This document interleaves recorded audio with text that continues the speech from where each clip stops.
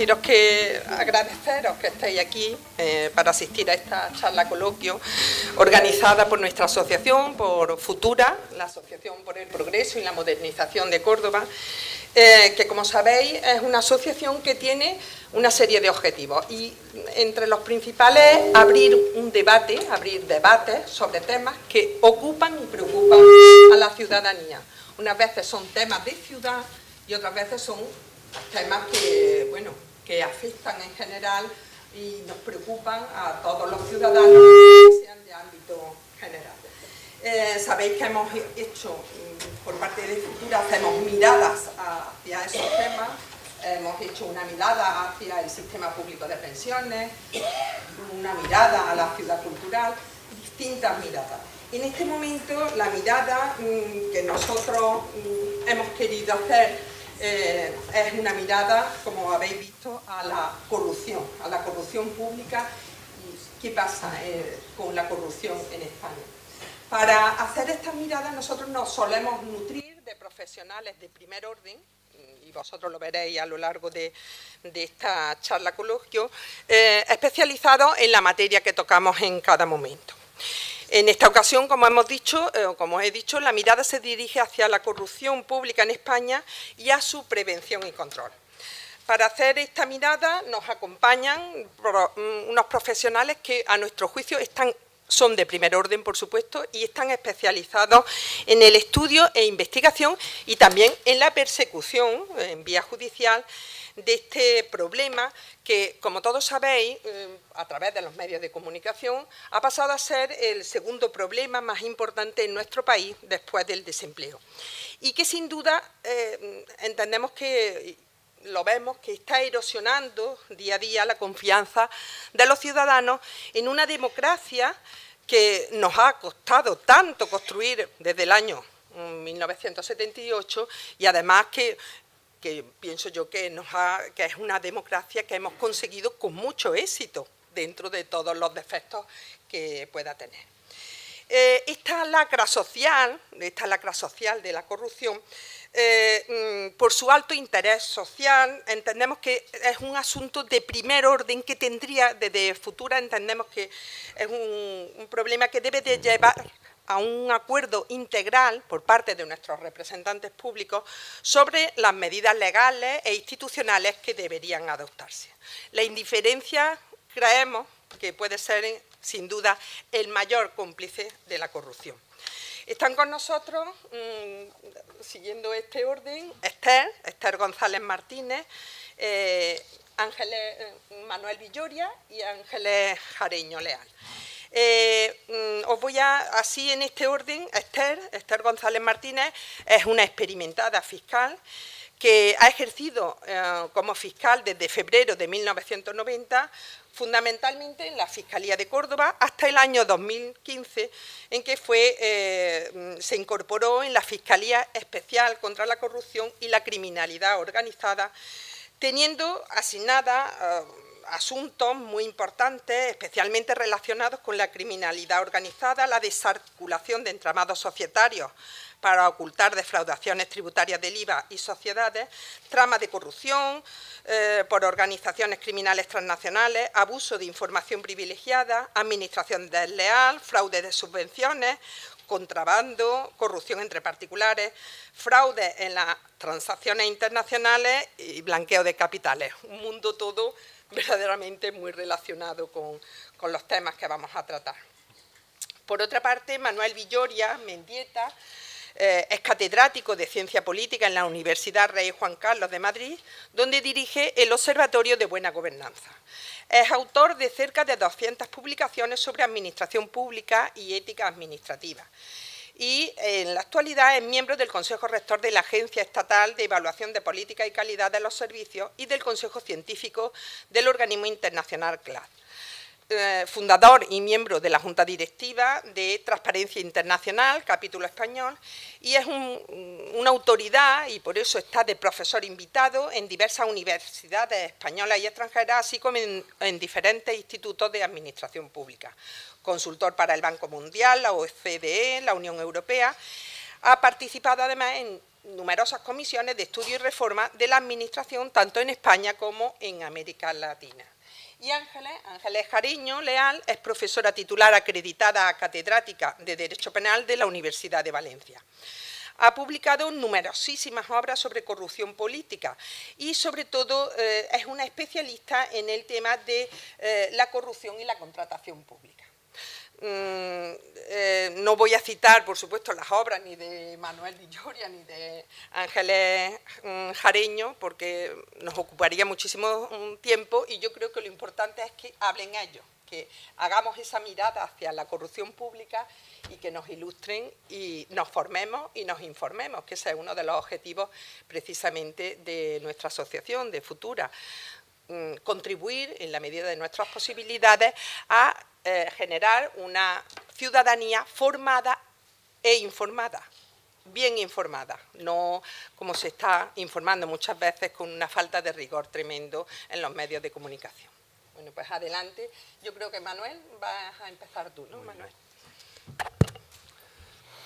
Muy bien, muy buenas tardes. En primer lugar, muchísimas gracias por la invitación. Es un placer estar en Córdoba con todos ustedes. Voy a intervenir en estos 20 minutos que creo que me han dado para intentar hacer un repaso general a la situación de la corrupción en el mundo y en España, muy brevemente. En primer lugar, tenemos que decir que el concepto de corrupción es un concepto muy complejo y muy polisémico, y muchas veces cuando hablamos de corrupción unos dicen que corrupción es algo gravísimo y otros llaman corrupción a cosas muy leves, ¿no? Si el gobierno miente es corrupto, bueno. Entonces la corrupción entendemos en Transparencia Internacional y en una gran parte de los organismos internacionales que esencialmente es un abuso de poder para beneficio privado, sea este beneficio directo o indirecto. A mí me dan un poder, en el sector público sobre todo, está claro. Me dan un poder para tomar decisiones como alcalde, ¿no?, por ejemplo, para beneficiar a mi comunidad, ¿no? Y entonces abuso de ese poder. Y abuso de ese poder no para beneficiar a mi comunidad, sino para beneficiarme yo, directamente, yo o mi familia, o bien el grupo político al que pertenezco. Le financio, consigo dinero para financiarlo. Y en todos estos casos siempre hay una situación en la que se daña el interés general para beneficio privado. Se pone por delante el interés privado sobre el interés general. Bueno, esta sería una visión amplia de la corrupción. Luego, la corrupción puede darse en las empresas privadas, puede darse incluso hasta en ONGs. Nosotros normalmente la vemos cuando se da en el gobierno y la estudiamos sobre todo desde el gobierno, pero repito que la corrupción puede darse también en empresas privadas. También en empresas privadas, yo lo estoy estudiando ahora últimamente, hay sobornos entre ellos, ¿no? Y hay actuaciones que dañan el interés societario para beneficio de algunos que tienen poder dentro de la empresa. Lo que también es cierto es que vemos la corrupción normalmente de una perspectiva jurídica, y por eso tenemos buenos juristas aquí. La visión de la corrupción desde la perspectiva jurídica implica siempre que hay un incumplimiento. Cuando hay abuso de poder, más beneficio privado, hay un incumplimiento de las normas jurídicas. Cuando el daño al bien jurídico protegido es muy grave, el interés jurídico protegido entendemos que es el interés general, el interés de todos los españoles o el interés de todos los cordobeses, el interés en general de cada comunidad correspondiente. Cuando se daña a ese interés jurídicamente protegido de forma grave, aparece el derecho penal, y cuando no tanto, pues aparece el derecho administrativo muchas veces. Pero nuestra visión, por lo menos desde los que vemos la corrupción en una perspectiva más política, que a veces hay corrupción sin incumplimiento de las normas jurídicas. Puede haber perfectamente corrupción sin incumplimiento de normas jurídicas. Obviamente, en esos casos, el aparato jurídico represivo no puede actuar, pero hay corrupción. El ejemplo típico es si yo presento un programa electoral en el que digo que voy a bajar los precios de la energía eléctrica.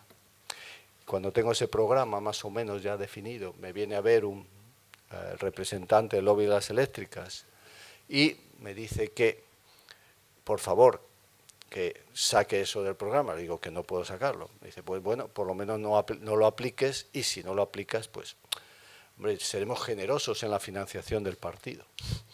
Y entonces me ofrece un dinero. Yo le digo, dame todo ese dinero, esos 5 millones de euros, pero dámelo de acuerdo con la ley, sin incumplir. sin superar ninguno de los topes que la ley de financiación de partidos establece para la financiación general de los partidos, ¿no? Dámelo pues con 100 personas que den cada una 50.000 euros más o menos. Y entonces yo cuando llego al gobierno, en lugar de aplicar eso que he prometido, decido no aplicarlo. ¿Por qué? Porque me han financiado para que de alguna manera no lo haga. Me han financiado el partido, me han financiado la campaña, gracias a ello he ganado probablemente. Bueno, en ese caso, claro, ¿cómo considerar, cómo perseguir el no hacer, el no cambiar una norma, el no cambiar? Es muy complicado. Pero muchas veces yo creo que en las democracias, cuanto más ricas son, más corrupción hay de esta y menos de la del soborno al policía, el soborno al concejal, ¿no? Pero son visiones generales de la corrupción. ¿Cuál es la situación de España? En general, en el mundo lo que sí podemos decir es que la corrupción se ha convertido en un problema muy importante en general en todos los países del mundo, sobre todo a partir de la caída del muro de Berlín. Hasta entonces era evidente que tanto Estados Unidos como la Unión Soviética protegían a aquellos gobiernos que, aunque fueran corruptos, les servían a sus intereses. A partir de ese momento empieza a resquebrajarse esa situación y empieza a analizarse seriamente qué es la corrupción y qué consecuencias produce. Se va viendo en diversos estudios del Banco Mundial, por ejemplo, desde la perspectiva económica, cómo aquellos países más corruptos son países donde tiende a haber más gasto público, pero menos ingresos, lo cual genera un déficit y un endeudamiento muy grave a muchos países. Son países que, cuanto más corrupción hay, menos inversión interna y externa, no se genera confianza, lo cual genera daños a la economía. Cuanto más corrupto es un país, mayores impuestos se ponen, no por la vía directa, sino por la vía indirecta del soborno a las empresas, y se producen una serie de gastos sombra sobre la economía de las empresas. Desde la perspectiva social también está bastante bien estudiado que en los países altamente corruptos se produce un problema, y es que las personas tienden a despreciar cada vez más la meritocracia.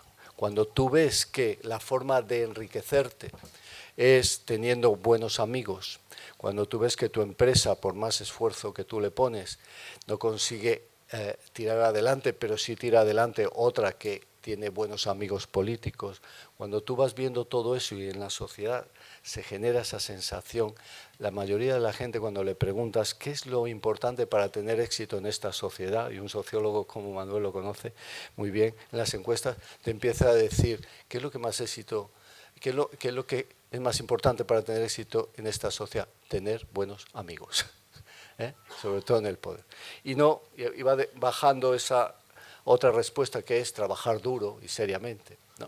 No, la gente deja de creérselo, y eso produce unos efectos también económicos y sociales terribles, ¿no?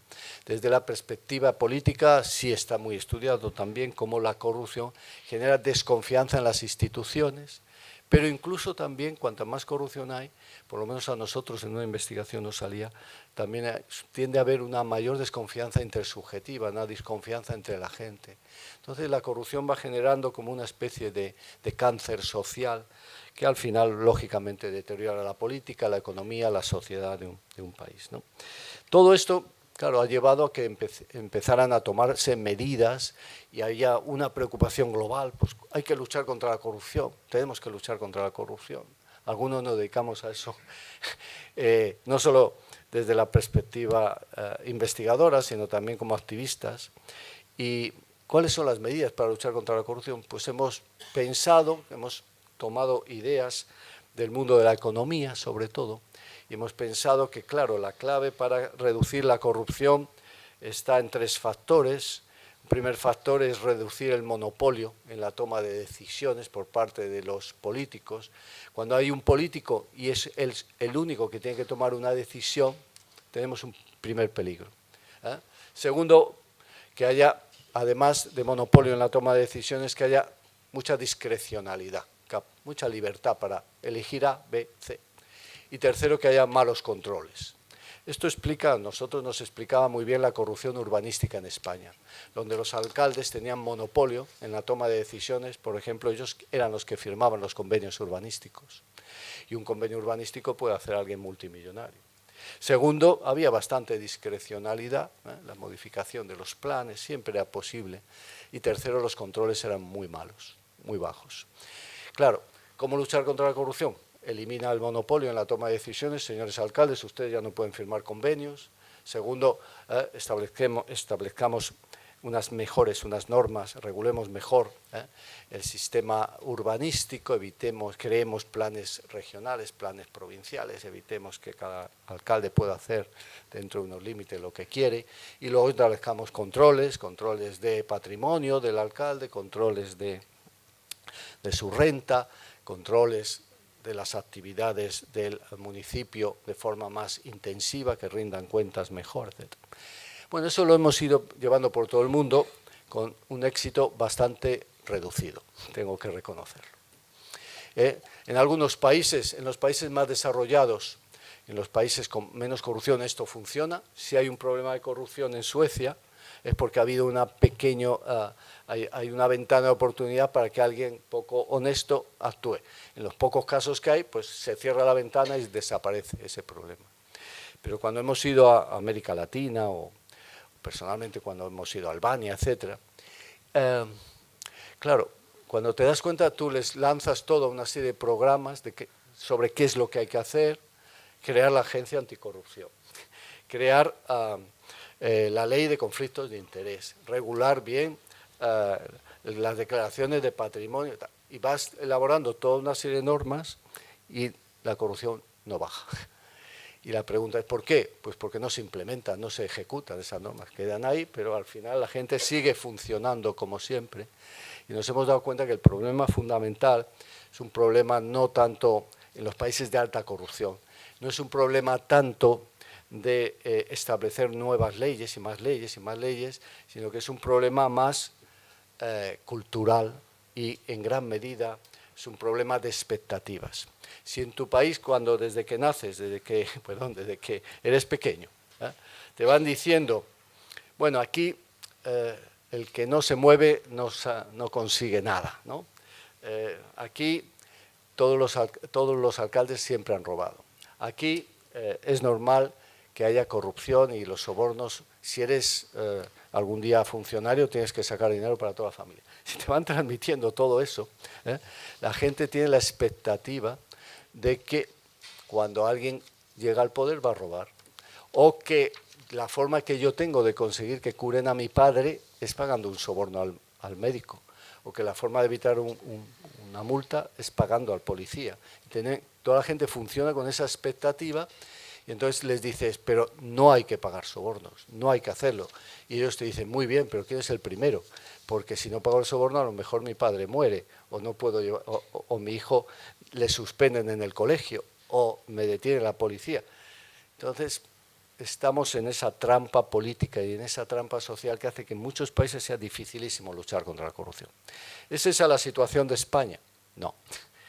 Tengo que decir que no estamos en la situación de Suecia, pero tampoco estamos en la situación de países de lo que denominamos corrupción sistémica. Yo creo, los datos ahora brevemente los daré, algunas ideas e hipótesis, no tengo tiempo para demostrar todas empíricamente, pero bueno. Primera, España no tiene un problema de corrupción sistémica, pero la corrupción en España no suele ser administrativa. Cuando ustedes van por la calle, normalmente cuando van en el coche, cuando un policía les para, raro es aquel que paga un soborno, que le pide un soborno. Si hay alguien aquí al que la Guardia Civil le haya pedido un soborno en los últimos 5 años, que levante el brazo, porque eso no suele ocurrir casi nunca. Si ustedes van al colegio, los maestros no suelen pedir sobornos casi nunca en este país para aprobar a tus niños. En los hospitales no nos piden sobornos. Es decir, la administración pública en España no es esencialmente corrupta. Hay casos, pero son excepcionales. Tenemos más de 2 millones de empleados públicos y los casos de corrupción, pues lo sabe mejor la fiscal. Yo creo que casos de soborno, de cohecho, más malversación, más tráfico de influencias, no creo que haya más de 100 condenas al año en España, 100 y algo. ¿Y cuántos funcionarios hay? 2 millones. Bueno, ¿y cuántos de esos son funcionarios y no políticos? En consecuencia, no tenemos. jueces, fiscales corruptos. No es normal. En otros países esto es el pan nuestro de cada día. Pero también es cierto que tenemos una alta corrupción política. La corrupción que tenemos es esencialmente política. La corrupción además se ha desarrollado sobre todo en el nivel local, también en los niveles autonómicos, pero en un determinado momento, sobre todo por el número, claro, tenemos 8.100 municipios, pues es normal que haya más casos en el nivel local, y ha estado muy vinculada sobre todo en su momento al boom de la construcción y a la contratación pública. Ahora mismo creo que el principal problema, el área de riesgo más importante de corrupción, y Ángeles lo sabe, será la contratación pública, lógicamente, ¿no? Probablemente ahora hay menos corrupción que la que había cuando estábamos creciendo, aun cuando ahora es cuando la gente más percepción de corrupción tiene. Pero lógicamente cuando estábamos creciendo había más corrupción, y de hecho lo que pasa es que entonces era más difícil perseguirla, se conocía menos el fenómeno y también es cierto que en aquellos momentos la gente no le daba la importancia que le da ahora, por desgracia, pero es así. Quinto, la percepción de corrupción ciudadana es altísima en España. Los datos son verdaderamente espectaculares, ahora los daré y casi con eso voy a tener que cerrar porque si no... Y esto genera muchos problemas, porque es lo que les decía, si la gente empieza a creer que la corrupción es muy alta, sobre todo en el nivel político, los políticos cuando llegan creen también que los otros del otro partido lo hacen y entonces tienen más tentaciones para hacerlo. Sobre todo, no tanto en quedarse ellos con dinero, pero sí en la financiación corrupta, en la financiación ilícita de los partidos, y eso lo hemos visto en muchos casos, ¿no? Y luego, sexto, hay todavía bastante opacidad en la financiación de los partidos, en el uso de los fondos, problemas de gobernanza interna de los partidos, que han ido mejorando, pero, oiga, ¿cómo se dirige un partido? Porque es que son los actores clave de la vida política, de la vida económica y de la vida social. Entonces son actores fundamentales. ¿Y cómo funciona un partido? ¿Cómo se seleccionan sus élites? ¿Cómo se controlan internamente estos partidos? Porque claro, si los partidos internamente no se controlan a sí mismos, si cuando hay un problema ético se protegen mutuamente, etcétera, pues tenemos un problema. En algunos países, como en el Reino Unido o como en Alemania, los partidos son altamente democráticos, tienen unos sistemas internos extraordinariamente democráticos. El Partido Conservador Británico tiene un congreso todos los años, tiene un sistema de controles internos muy fuertes. Aquí no hemos tenido esto y esto es un problema. Séptimo, creemos que hay una prevención y control del sector público todavía deficiente. Yo les digo, conflictos de intereses, tenemos una nueva ley, el Estatuto del Alto Cargo, muy bien, pero seguimos todavía sin desarrollar todas las posibilidades de la Oficina de Conflictos de Intereses, que además no es independiente. Bueno, y así podríamos hablar de tantos y tantos órganos que están muy politizados y que no han conseguido hacer adecuadamente su labor, ¿eh? Y luego tenemos problemas de déficit, sobre todo en la detección, más que en la investigación, sí en la detección de casos de corrupción. ¿Por qué? Porque en este país no denuncia a nadie. ¿Por qué? Porque no tenemos sistema de protección al denunciante, uno de los problemas clásicos que tenemos, eso que llaman whistleblower, el que tenemos que introducir sistemas de protección seria al denunciante, muchos en la administración pública. En muchos países las denuncias surgen de la propia administración, el que está viendo cómo el de al lado se enriquece, cómo el concejal se ha comprado un apartamento en tal sitio y ve sus actuaciones y va viendo cómo está actuando. Pero aquí nadie denuncia, porque denunciar muchas veces es tu muerte civil casi, ¿no? La persecución, las represalias son terribles. Y finalmente tenemos bastante politización, en todo caso también en nuestra propia administración pública. Tenemos un sistema de libre designación que es bastante negativo y que hace que muchas veces pues todo se tienda a olvidar, a cerrar, a encerrar dentro de la caja de la administración sin que salga fuera. Bueno, dicho todo esto, ¿qué problema está generando en España? Pues miren ustedes, un problema típico de nuestro país en los últimos años ha sido que la ciudadanía empieza a estar insatisfecha con cómo funciona nuestra democracia. Nosotros teníamos casi 20 puntos por encima de Europa, satisfacción con el funcionamiento de la democracia en 2004. Y ahora tenemos casi unos 20 puntos por debajo de la media europea. La insatisfacción con cómo funciona nuestra democracia. ¿Tiene una relación causal con la corrupción? Mucha.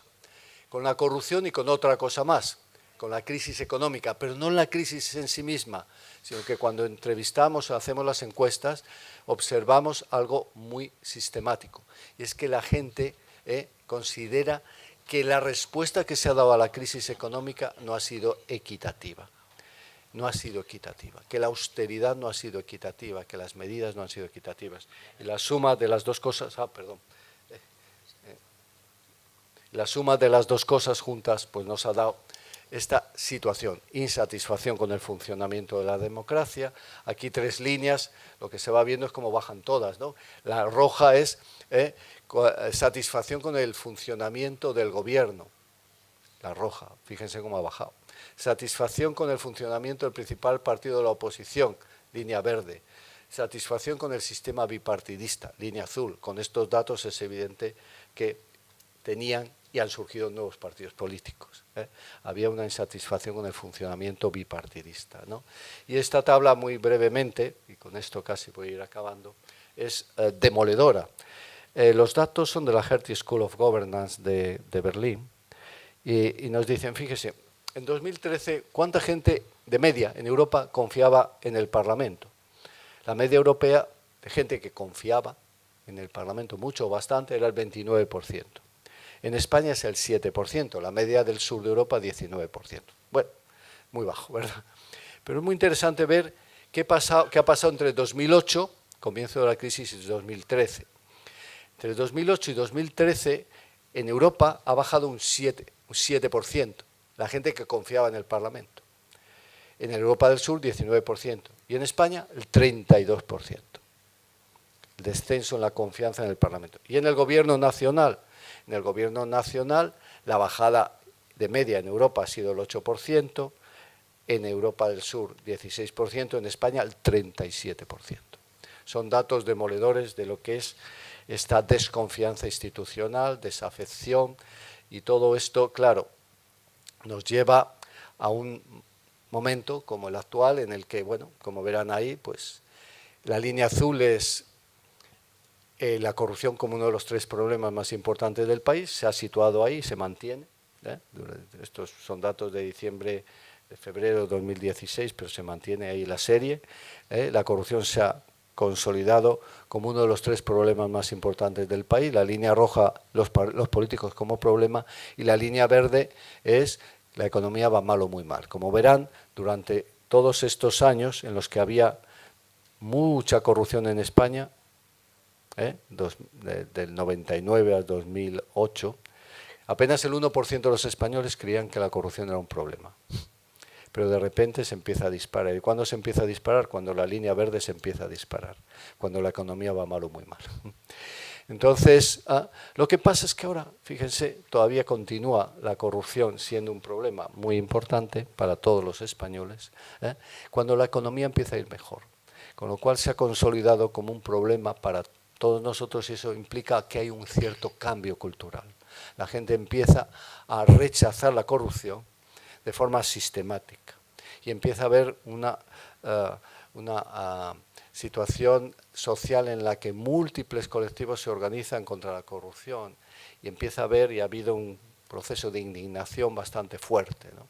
Si se mantiene la indignación, si nos mantenemos atentos, ¿no?, probablemente los gobiernos tendrán que ir tomando medidas, y esas medidas esperamos que darán su resultado. Hasta ahora se han implantado ya bastantes medidas, no todas las necesarias, pero se han modificado el Código Penal de forma bastante aceptable. Ahora el fiscal general del Estado proponía como un buen criterio la introducción del delito de enriquecimiento ilícito, que sería el único casi que nos falta de la panoplia de delitos.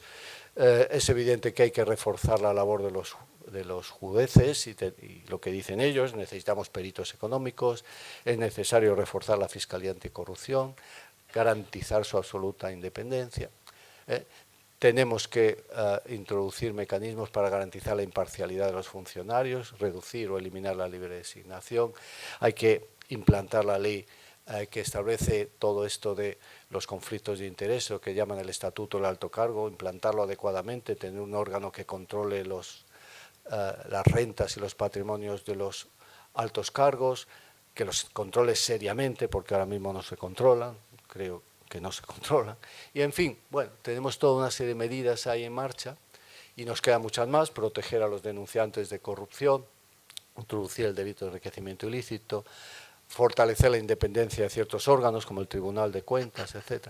Pero todo esto no se hará si la ciudadanía no mantiene su presión, porque es cierto que la tendencia de todos los gobiernos suele ser a abusar del poder.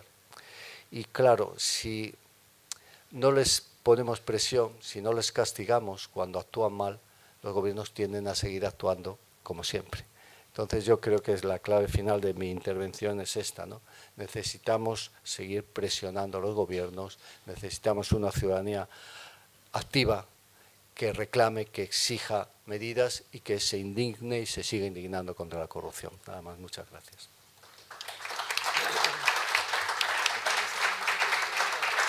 Si tú puedes. Ángela.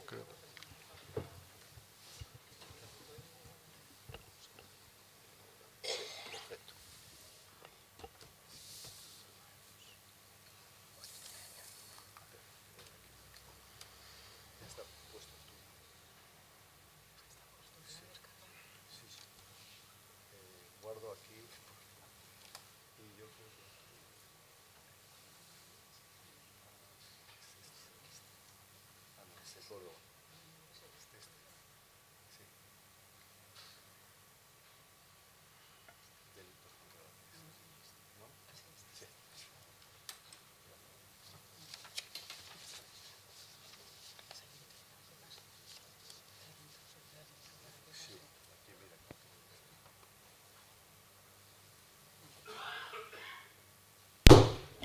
Perdón.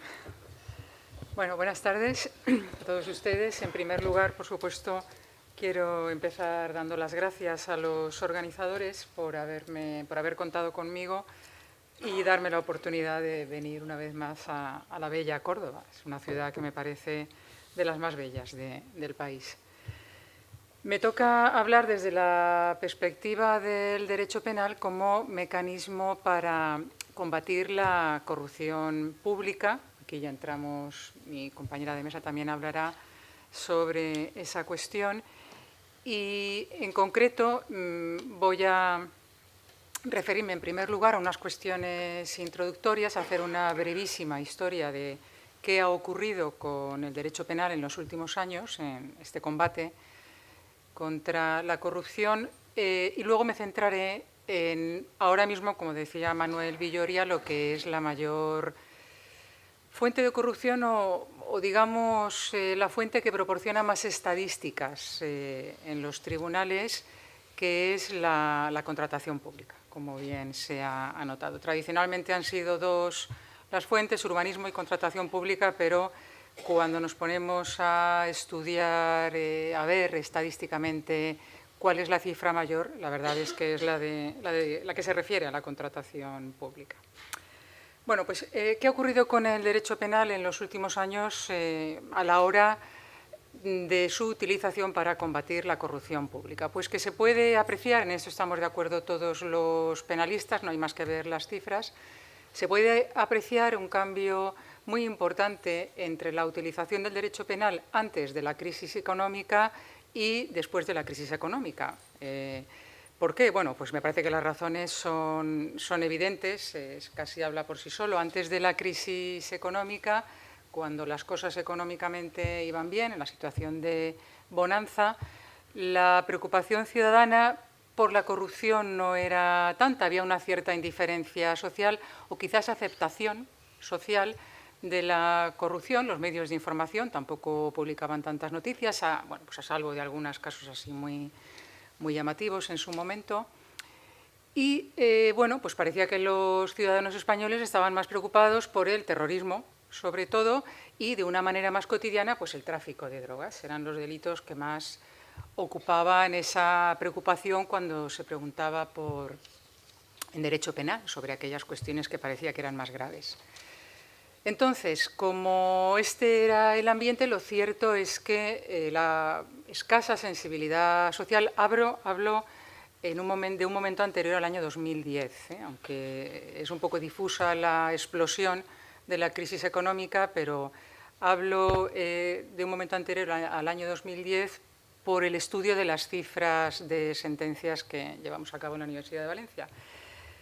Entonces, en este momento de cierta indiferencia social hacia la corrupción, es cierto que los tribunales también, no voy a decir que se preocupan menos, porque los asuntos que llegan al tribunal entran y salen, sino que a la hora de resolver un determinado asunto, pues podían ser más proclives a intentar una resolución por la vía de la sanción administrativa antes que por la de imposición de una sanción penal, ¿no? Porque los delitos que tienen que ver con la corrupción pública, es verdad que son también a la vez infracciones administrativas, es decir, se les puede, al autor de una de estas conductas, se le puede imponer una sanción administrativa, la Administración puede castigar al alcalde que ha contratado irregularmente y además hay un delito que es el de prevaricación que da lugar a la imposición de una pena. Bien, pues durante bastantes años había más inclinación a aplicar sanciones administrativas que penales. Todo esto cambia con la llegada de la crisis económica. La situación social empeora de una manera drástica, no hay dinero para servicios sociales y los ciudadanos, pues lógicamente, se indignan cuando ante una tasa de paro elevadísima, pues hay algunas personas que están sacando incluso provecho de esa situación de empobrecimiento. Y entonces esta sensibilidad también ha llegado a los tribunales y lo cierto es que en los últimos años el cambio ha sido espectacular, en el sentido de que hay muchas más condenas por estos delitos. Yo, de acuerdo con Manuel Villoria, creo que no debe haber ahora más cifras de corrupción de las que había en los años 90. Seguro que no. Lo que pasa es que ahora es más visible. Eso es verdad que la indignación social ha hecho que el fenómeno sea más visible. Hay más persecución policial, hay órganos especializados e incluso hay asociaciones ciudadanas vigilantes con esta cuestión que en distintos ámbitos pues están más alerta para ver dónde localizan focos, movimientos extraños, etcétera, etcétera, para efectuar denuncias. Entonces, lo cierto es que el cambio ha sido muy notable. En cifras de procedimientos judiciales por corrupción pública es importante, es importante. Esta era la primera cuestión de la que les quería hablar en cuanto a la utilización del derecho penal.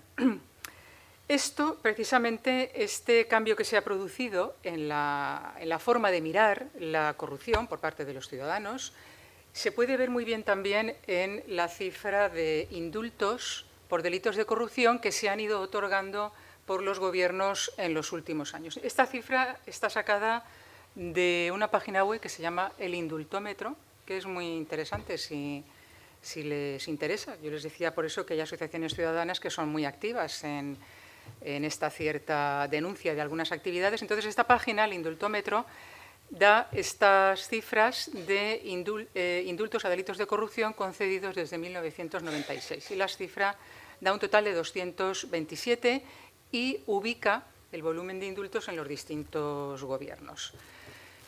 Durante el primer periodo, de 96 al 2004, 141 indultos, 2004 a 2011, 65, y en la actualidad, hasta la actualidad, desde el 2011, 11. Aunque parecíamos creíamos todos que la tasa tenía que ser cero indultos, con el ambiente que hay, con el tema de la corrupción, lo cierto es que este mismo año ha habido por parte del Gobierno un indulto que ha sido así bastante llamativo, que concedió el Consejo de Ministros a 6 empleados públicos, un exconcejal y 5 funcionarios, condenados en el caso Horas Extra del Ayuntamiento de Rota porque durante años pagaron a un funcionario por vía nómina, en forma de horas extras, trabajos que el consistorio debía haber adjudicado por contrato, es decir, que tenía que haber sacado a concurso público. Bien, pues en este caso, con unos razonamientos, la verdad es que poco convincentes, el Consejo de Ministros otorgó el indulto a estos funcionarios. Ha sido el último de los que se ha otorgado.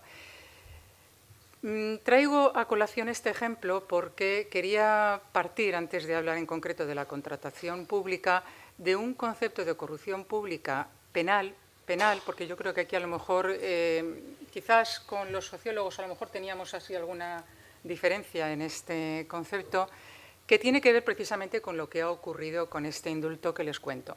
En este caso, el ministro de Justicia justificó la concesión de estos indultos porque no había habido un enriquecimiento de los funcionarios que habían estado, de quienes habían estado pagando esta nómina a otro que había hecho unas actividades que las había hecho, efectivamente, pero que no tenía por qué haberlas hecho porque tendrían que haberse adjudicado por concurso público. Entonces, de hecho, este argumento, no ha habido enriquecimiento del funcionario y, por lo tanto, esto no es corrupción, es un argumento de vez en cuando recurrente en los políticos. Es un argumento que también se utilizó por parte de Ruiz Gallardón, cuando primero dijo que no había concedido indultos y luego dijo que sí, pero que no eran de corrupción porque no había enriquecimiento, etcétera, etcétera.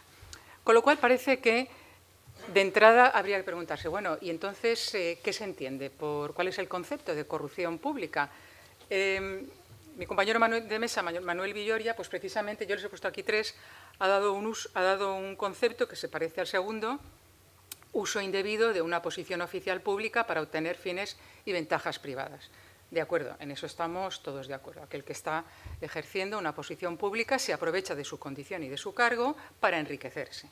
Muy bien, pero es que ahora hay que ir un poco más allá de este mero concepto y asumir, y yo creo que el propio Código Penal, con alguna figura delictiva reciente, que esto como es un poco técnico, si quieren luego lo explico y si no lo pasamos por alto, ya lo está asumiendo, que es un concepto de corrupción pública en el que no solamente sea corrupto el funcionario que se enriquece, sino también aquel que hace una mala gestión, una gestión derrochadora que dilapida el dinero que tiene que gestionar.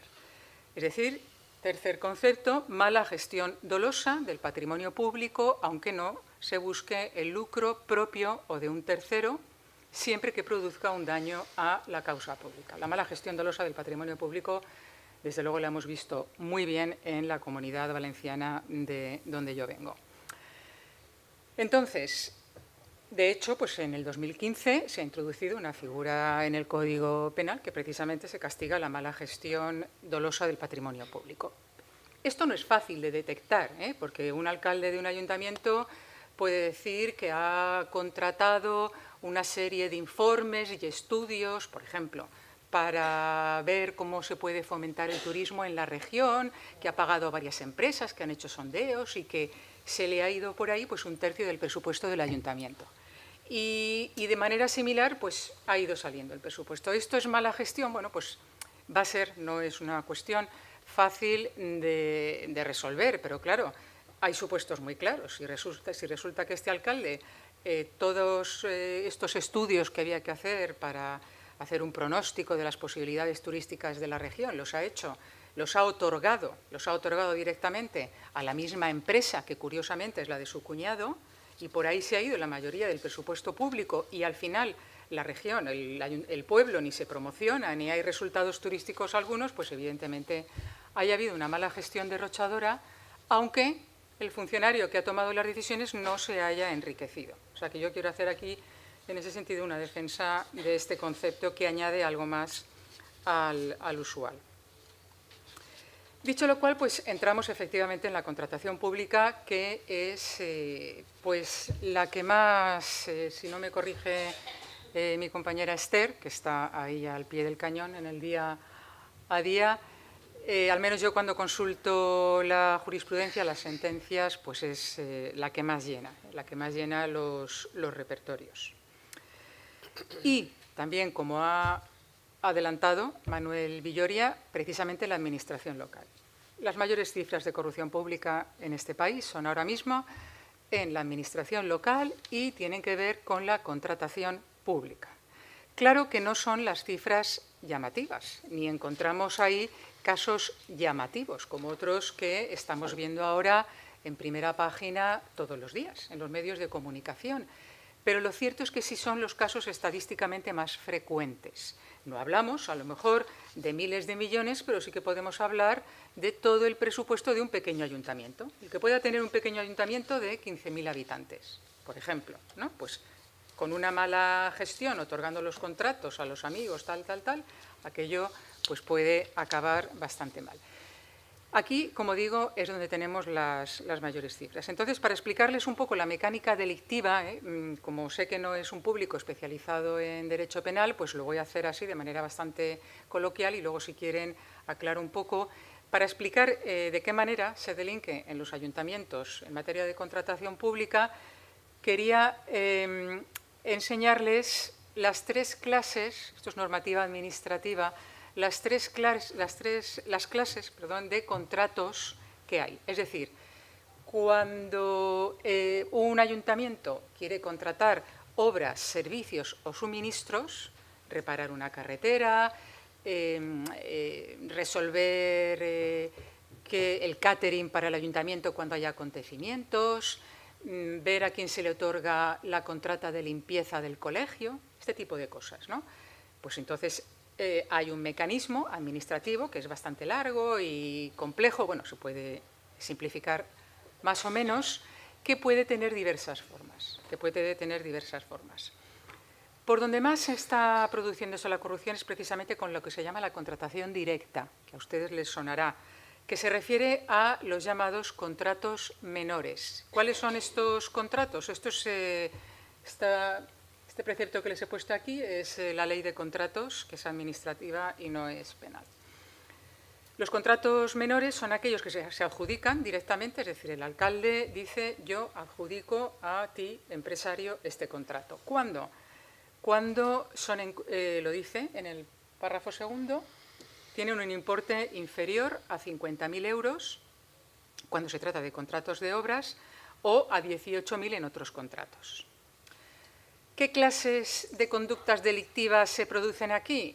Pues se pueden imaginar que este sistema de contratación directa, en la que no hay ningún concurso público, es la que más da lugar a una dinámica en la que se favorece a amigos, conocidos, compañeros de partidos políticos, empresas de familiares o incluso empresas en las que quien otorga el contrato, por ejemplo el alcalde, tiene una participación. ¿Y cómo lo hace? A través de un testaferro. Tiene participaciones en esa empresa a través de un testaferro y a esa empresa le otorga estos contratos públicos. Claro, se podría decir, pero bueno, ¿y si luego hacen las obras que hay que hacer y cumplen con lo que hay que cumplir? ¿Qué tiene esto de malo? Porque, por otro lado, les diré que en los pueblos pequeños esto no está mal visto. Y no está mal visto si van a un pueblo pequeño y preguntan: oye, ¿y qué te parece que siempre se estén dando los contratos al mismo? Bueno, pues si es el que tiene precisamente la maquinaria y tiene el tractor y todo esto, cuando cambien los de arriba ya me lo darán a mí, ¿no? Entonces, es una dinámica incluso que se entiende, ¿no? Cuando cambie el alcalde se lo darán a otros. O sea, tampoco hay así una percepción de que eso sea una cosa que está mal hecha, pero no es legal. ¿Por qué no es legal? Porque la contratación pública tiene que hacerse con transparencia e igualdad de oportunidades. Y de esta manera, cuando se adjudica directamente a la empresa de mi cuñado, ni hay transparencia ni se está respetando este principio de igualdad de oportunidades.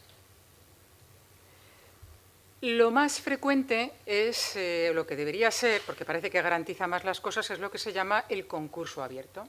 Es decir, hay que hacer obras públicas, pues aquello sale a concurso, un pliego de condiciones, se publica y las empresas interesadas concursan. Y entonces hay una comisión, si seguimos en los ayuntamientos, hay una comisión que decide qué empresa es la que ofrece las mejores condiciones para otorgarle ese contrato.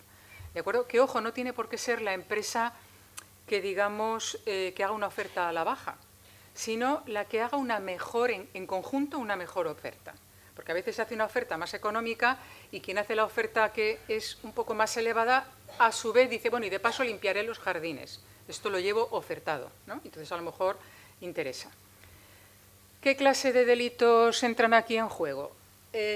con el procedimiento abierto lo que más puede entrar en juego es ya el soborno, el llamado delito de cohecho, es decir, el pago al funcionario que tiene que decidir o al funcionario que está en una comisión de contratación para que vote a favor de una empresa. Y aquí tenemos ya el delito de cohecho del que es autor tanto el que soborna como el que se deja sobornar, ¿no? Porque, claro, puede haber perfectamente acuerdos también, ¿no? Incluso puede haber alguno de los funcionarios que están en la mesa de contratación que esté filtrando información a un empresario amigo para que sepa a qué atenerse a la hora de hacer su oferta. Hay otra dinámica delictiva, en estos casos de concurso público, que es la que se llama la de los, ahora lo llaman, los fiscales le han puesto el nombre de los cárteles de empresas. Esto me lo enseñó Vicente Torres. Tenemos en Valencia ahora un caso, el siguiente, que está todavía hay un procedimiento abierto, no está resuelto. Adjudicación de las empresas de extinción de incendios. ¿Qué se ha estado haciendo en la Comunidad Valenciana durante años? Al parecer, porque todo esto está pendiente, es un procedimiento abierto, con lo cual hay que decirlo con todas las cautelas. Pues como el procedimiento es un concurso público, cualquier empresa puede firmar, lo que al parecer se estaba haciendo es que 3 o 4 empresas se ponían de acuerdo entre ellas y hacían una oferta que, como se decía en aquella famosa película del Padrino, que no se podía rechazar. Es decir, ofertaban, una de ellas hacía una oferta que no se podía rechazar y una vez conseguido el contrato, subcontrata a las otras. De tal manera que siempre son las mismas empresas que se han puesto de acuerdo en ver qué precio es el que hacen y las que manejan, al final, el precio del contrato. Y esto también es una de las conductas que se encuentra en casos de procedimiento abierto. Y luego hay otros 2 procedimientos que son el restringido, en el que aquí quien tiene que otorgar el contrato se dirige a determinadas empresas que cree que son las que pueden ser más solventes y después la mesa de contratación decide, aquí también es un foco de posible corrupción, y el negociado, en el que, como dice la propia ley, la adjudicación recae en el licitador elegido por el órgano de contratación tras consultar con candidatos. Es decir, el alcalde llama a los empresarios, habla con ellos, el alcalde o una pequeña comisión del ayuntamiento, y luego decide a qué empresa otorga. Este procedimiento es casi el procedimiento directo encubierto. Porque otra cosa que se me había olvidado decirles es que en el caso de la adjudicación directa, el primero de los que veíamos, el de los contratos menores, otra dinámica también delictiva es, vamos a ver, yo quiero otorgar las obras de un polideportivo a una empresa amiga, pero resulta que las obras van a ser de unos 150.000 euros. ¿Cómo hago para hacer una contratación directa? Fraccionar. Se fracciona el contrato. Primero digo que hay que realizar el campo de fútbol, 49.999, ya tenemos una adjudicación directa. Luego digo que se van a construir los vestuarios, y luego digo, y se fraccionan los contratos de tal manera que al ser cantidades que están por debajo, permiten esa contratación directa. ¿Qué delitos entran en juego? Pues hay un delito que es el de prevaricación, que consiste precisamente en adoptar resoluciones que son contrarias a derecho, lo tienen ustedes aquí, aunque aquí la pena es muy baja, es la de inhabilitación. El cohecho es el que les decía, que consiste en sobornar para conseguir pagar la cuota esta del 3%, el 10%, según las comunidades, parece que las cuotas además son oficiales. Tiene una cifra negra, dicho sea de paso, el cohecho altísima, porque tiene muchos problemas de prueba, porque se paga, ya se pueden ustedes imaginar, que cuando un concejal cobra para decidir un contrato a favor de un empresario que le ha pagado, se hace todo en la más estricta clandestinidad y de eso no queda rastro. Entonces, la cifra negra del delito de cohecho es muy alta, muy alta. Y luego hay un cohecho que se llama, esto se lo quería contar un poco anecdóticamente, que este es de las últimas reformas penales, y que llamamos nosotros criminológicamente de engrasamiento, que es el artículo 422, en el que se hacen regalos a un cargo público, no por nada, por si acaso, por si acaso. Bueno, yo llega la Navidad y le regalo pues el viajecito de tal, todo encubierto a lo mejor con un poco de publicidad o algo, o un bolsito, el bolsito, un teléfono móvil de última generación, por si acaso, y así estamos, digamos, pues bien situados, ¿no? Ya nos conocen, ya sabemos, etcétera. Está aquí precisamente en esta figura, pena de prisión de 6 meses a 1 año. Voy a acabar. Si quieren, estoy a su disposición luego, si quieren, para preguntas sobre las penas que se imponen, etcétera, sobre la ejecución de las penas, quedo a su disposición. Muchas gracias.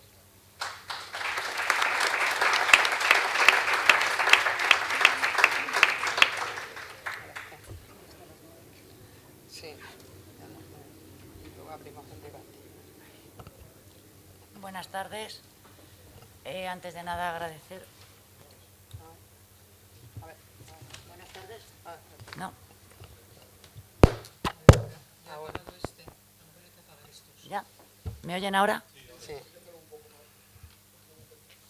Hablo alto, no hay problema. Buenas tardes. Antes de nada, agradecer, como no, a Mercedes Mayo que haya contado conmigo.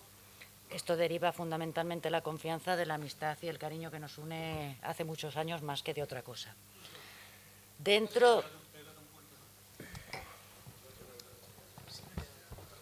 Cuando me salga la vena fiscal, no se preocupen que hablaré bastante más alto. Ahora de momento estamos empezando tranquilos.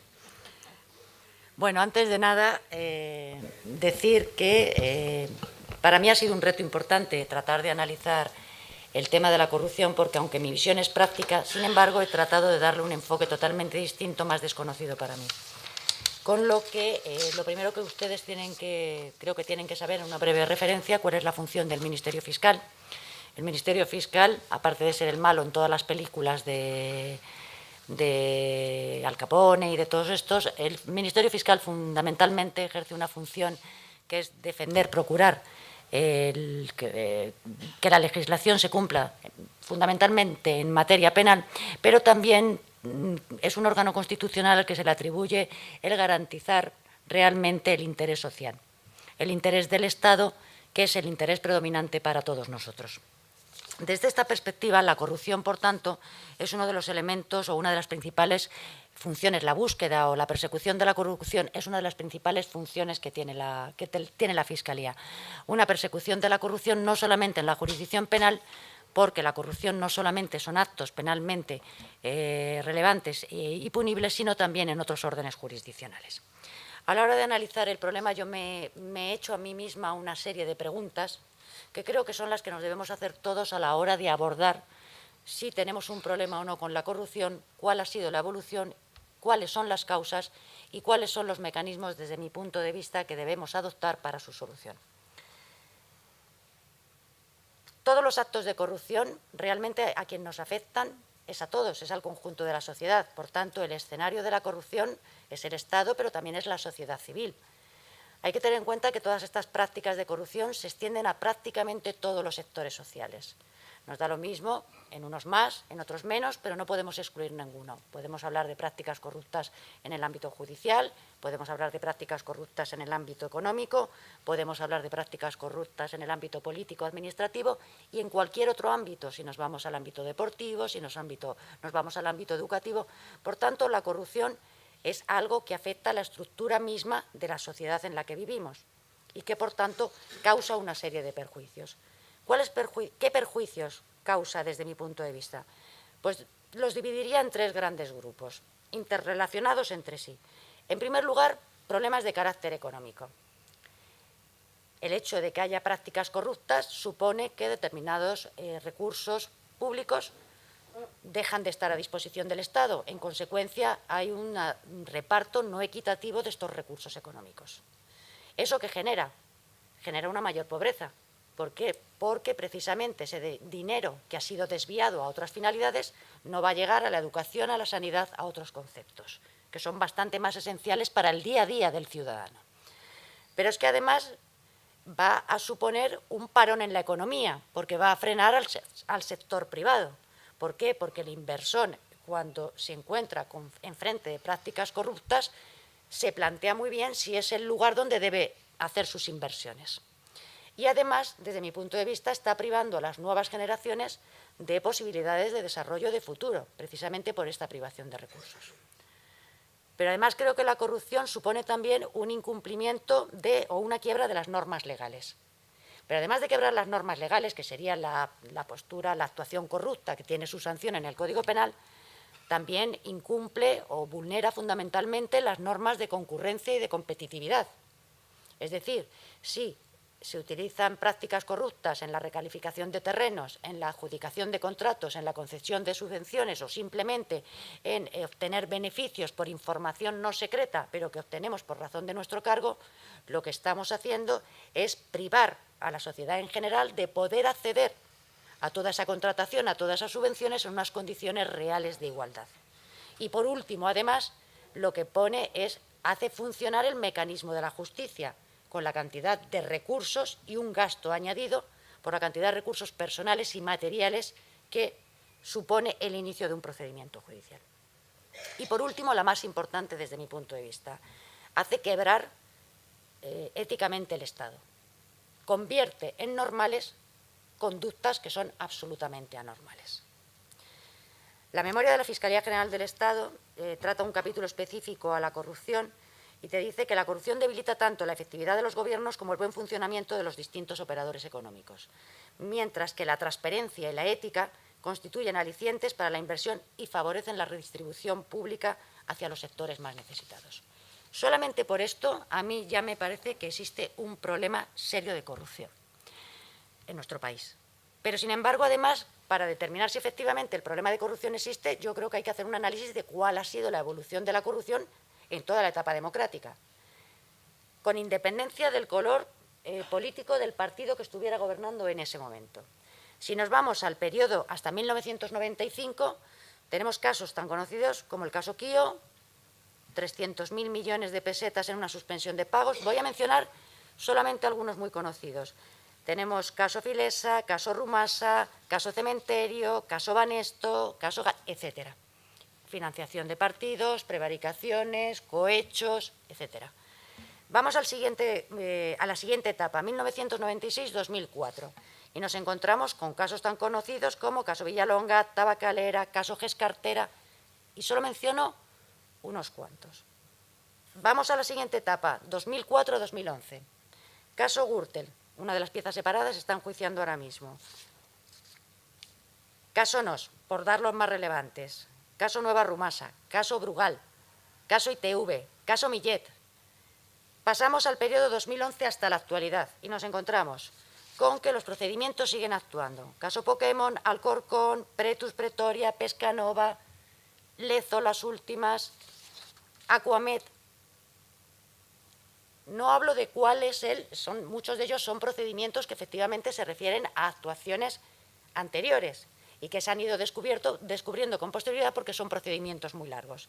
Pero lo que nos vienen a determinar es que da lo mismo que nos encontremos en una época de bonanza o en una época de crisis económica. La corrupción en la época de bonanza, como efectivamente han manifestado, probablemente era mayor. ¿Por qué? Porque había ingentes cantidades de dinero puestas a disposición de personas con poca capacidad y con pocos mecanismos de control. Y eso que hacía, pues que obtuvieran beneficios desviando ese dinero, pero ya no solamente quedándoselo ellos, porque la corrupción no solamente es el desvío de dinero para tus propios bienes o para terceros, es simplemente el malgastar ese dinero, y tenemos ejemplos como aeropuertos, obras, estaciones de tren en sitios que son absolutamente insospechados. Y subvenciones que basta con a veces examinar el listado de subvenciones que se han concedido y te quedarías absolutamente sorprendido de las subvenciones tan absolutamente peregrinas en las que se ha gastado el dinero público. Pero es que en época de crisis la corrupción se ha seguido produciendo, lo que pasa es que se van modificando el tipo de conductas, aparecen otro tipo de prácticas irregulares. Por ejemplo, tenemos prácticas en el ámbito del sector bancario, prácticas irregulares por parte de directivos o por parte de las propias entidades bancarias que lo que han causado es poner en jaque realmente al sistema bancario y el sistema financiero español.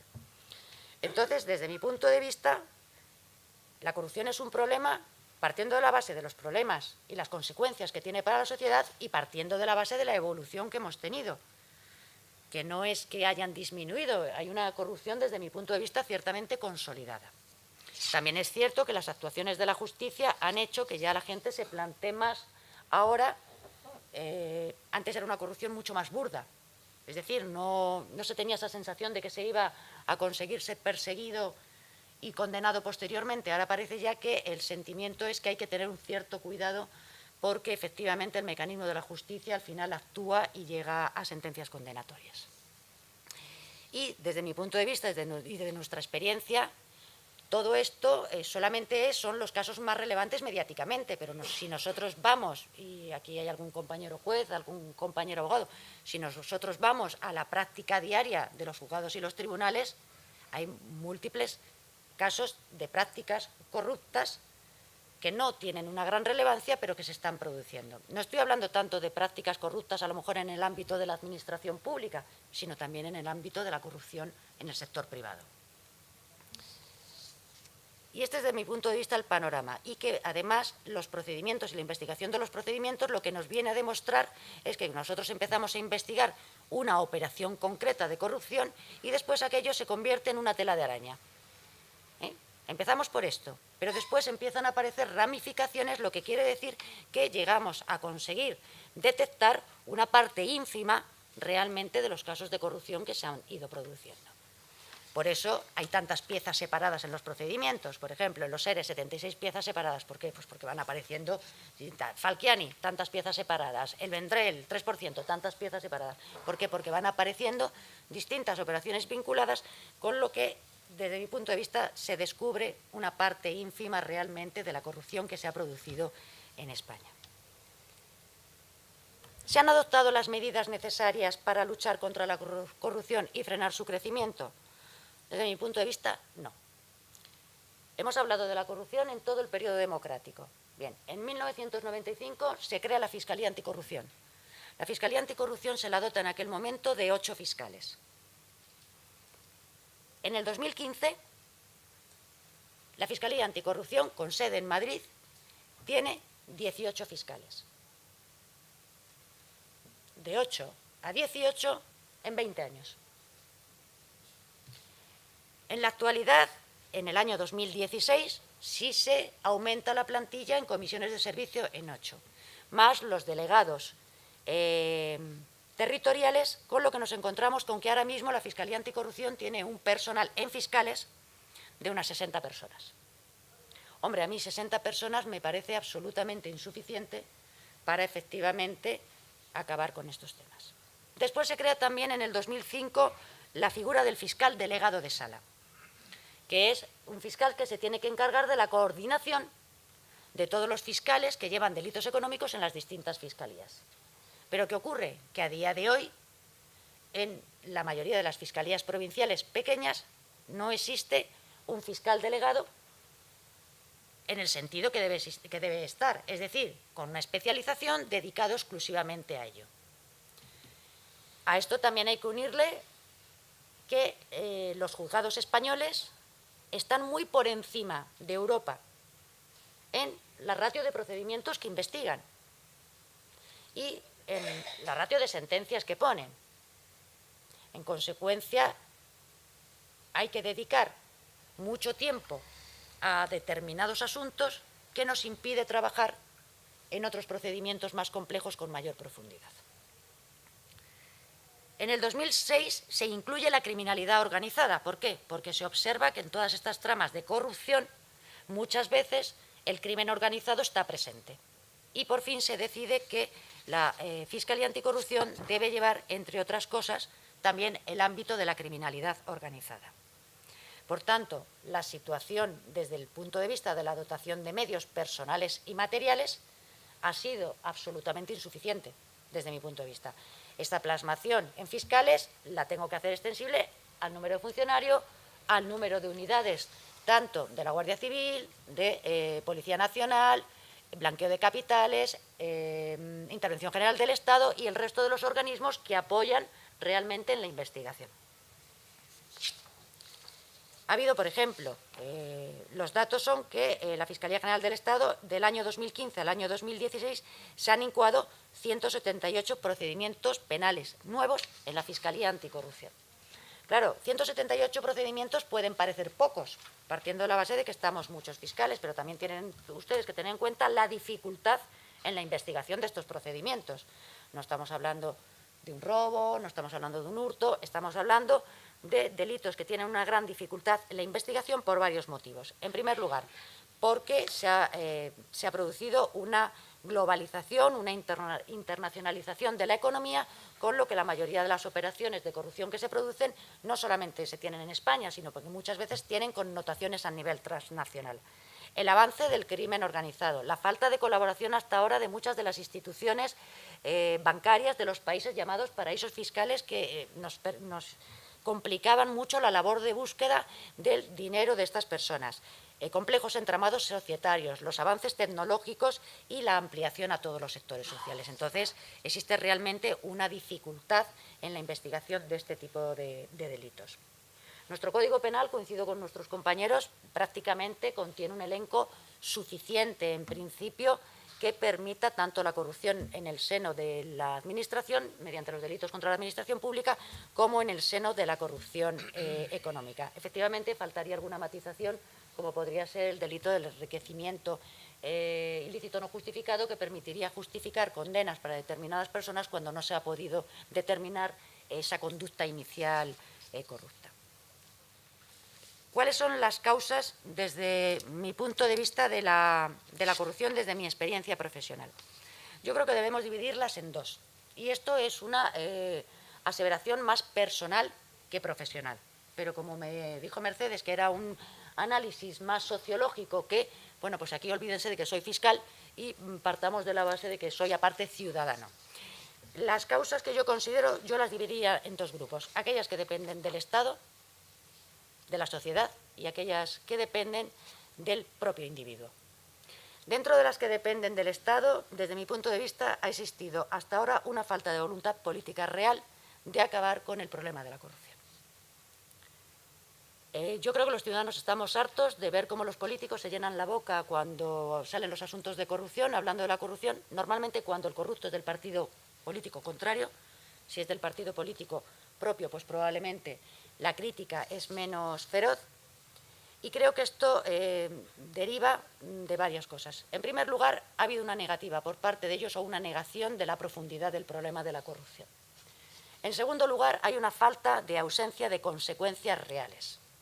Y la ausencia de consecuencias se produce, en primer lugar, porque no trae unas consecuencias iniciales en cuanto a dimisiones, ceses, etcétera. Prácticamente se mantienen siempre en sus puestos, nadie dimite, nadie cesa, salvo cosas muy excepcionales. Y, en segundo lugar, y ahí la parte de culpa la tenemos los ciudadanos, no hay un castigo en las elecciones. Somos, por tanto, corresponsables de esta actuación porque pues, priman a la hora de decidir otras consideraciones en vez de decidir efectivamente si los políticos que en aquel momento han realizado las prácticas corruptas tienen que ser sancionados de alguna manera. También creo que hay una gran rigidez dentro de los partidos políticos y muchas veces los partidos políticos están integrados por personas que a lo mejor no tienen la capacidad técnica y jurídica y profesional necesaria para la gestión de los recursos públicos. Y eso supone, esa falta de capacidad y de méritos, pues probablemente facilita o fomenta las prácticas corruptas. Efectivamente, como han manifestado mis compañeros, se han atribuido cada vez más competencias y más poder, sobre todo en el ámbito de la administración local, y por contra no se han establecido mecanismos de control adecuado con la finalidad de controlar efectivamente que el dinero público iba a la finalidad perseguida. Nos encontramos en muchos supuestos en los que el principio básico del que el controlador no depende del controlado no se cumple. La publicidad de los delitos de corrupción, creo que también la forma de tratarlo ha hecho realmente daño porque está convirtiendo en normales e inevitables cara al exterior y a la sociedad conductas que no deberían serlo. Hay una serie de faltas de reformas legislativas o, sobre todo, de adaptación rápida a la normativa europea en cuanto a las reformas legislativas, pues, por ejemplo, el delito de corrupción en los negocios, que es la corrupción entre los particulares, si bien se está hablando desde 1998, la decisión marco es en el 2003 y la plasmación en nuestro Código Penal es en el 2010. Entonces yo creo que vamos un poquito retrasados en este tema. Y luego creo que hay una serie de causas que son realmente dependientes del individuo. La corrupción, en principio, se puede decir, o algunos autores dicen que es consustancial a la naturaleza humana. Pese ya que yo soy fiscal, yo creo que en general la gente es honesta. En general somos todos honestos. Sin embargo, hay que analizar por qué, si todos somos honestos, hay una serie de conductas cada vez faltas de ética con mayor frecuencia. Entonces yo creo que aquí el problema que tenemos es que no se ha hecho una auténtica educación democrática, desde mi punto de vista.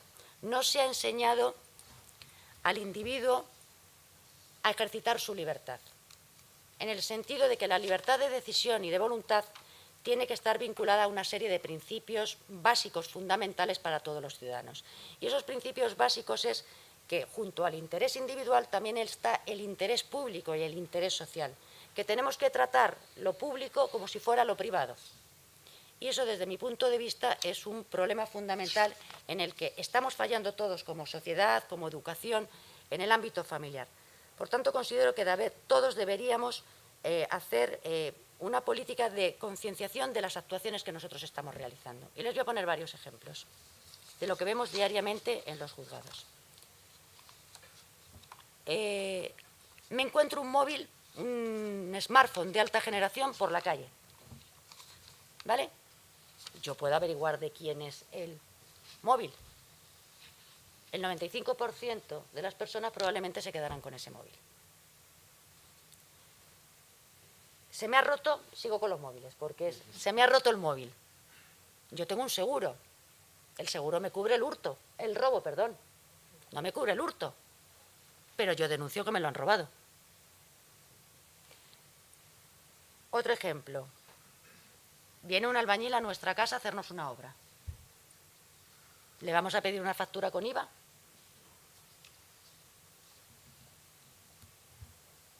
Tengo un paciente en lista de espera y tengo un amigo médico. ¿Le pido que me adelante? Y como estas, miles. Y eso es el día a día. Entonces yo creo que sí debemos hacer un periodo de reflexión nosotros mismos y considerar que a lo mejor lo que nos está fallando, además de las leyes, además de muchas cosas, quizá a lo mejor sea un problema de educación. Ahí lo dejo. Nada más. Muchas gracias.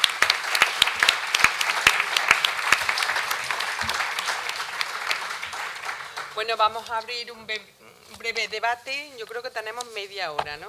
Media hora hasta las 9:30.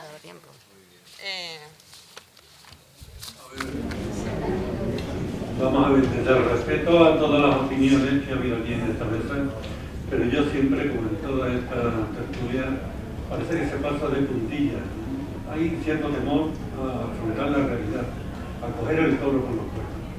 El tema de la corrupción en España, no vamos a contar verdades, es del sistema.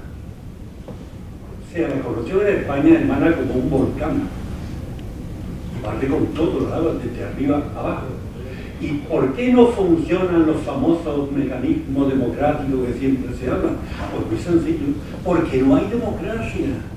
En España no ha habido democracia nunca. Y usted, que es catedrático de Derecho Político, sabe muy bien que si no hay separación de poderes, no hay democracia. Y la soberanía no está en el pueblo, está en los partidos políticos. Y si no hay separación de poderes, no hay constitución. ¿Qué ocurre?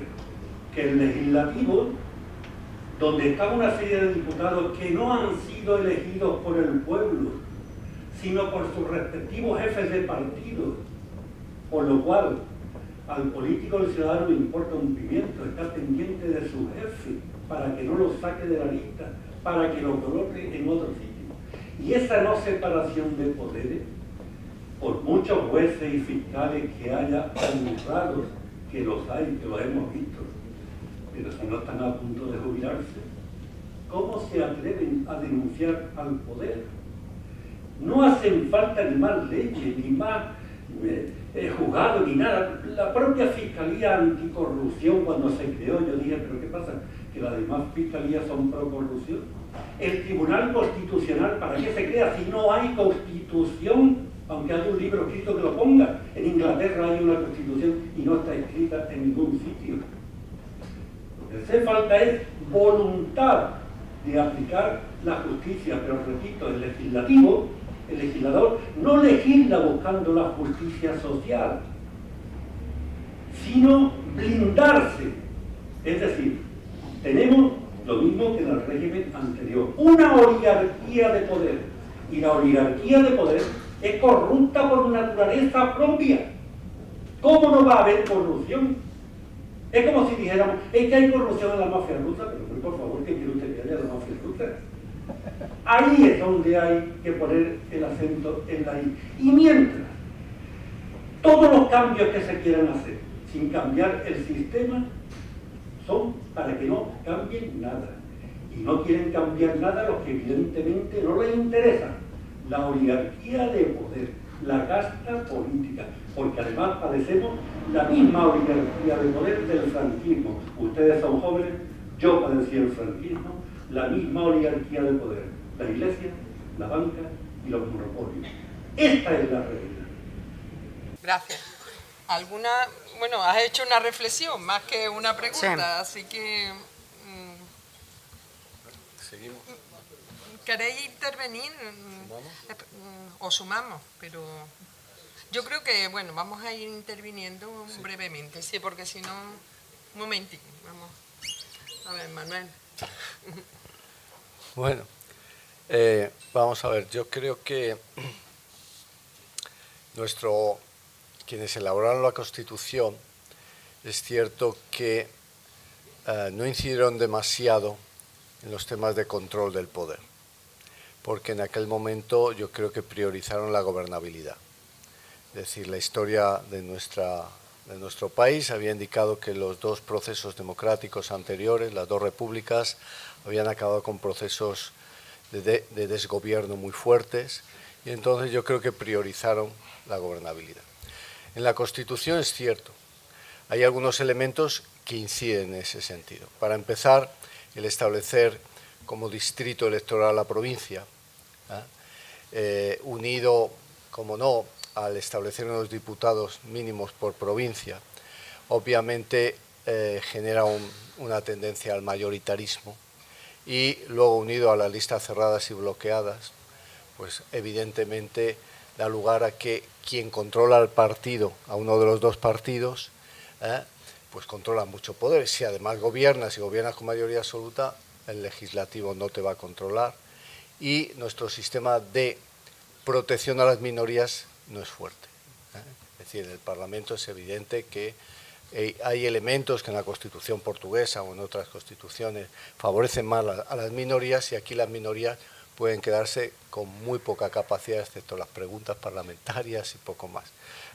Las comisiones de investigación son difíciles, las investigaciones son muy complicadas en el Parlamento, etc. Bueno, estoy de acuerdo con que los órganos de control horizontal se han politizado, se han capturado por los partidos, en gran medida el Tribunal Constitucional, y esto hace que nuestro modelo ciertamente tenga problemas de separación de poderes, tenga problemas vinculados a lo que llamamos responsabilidad, la capacidad de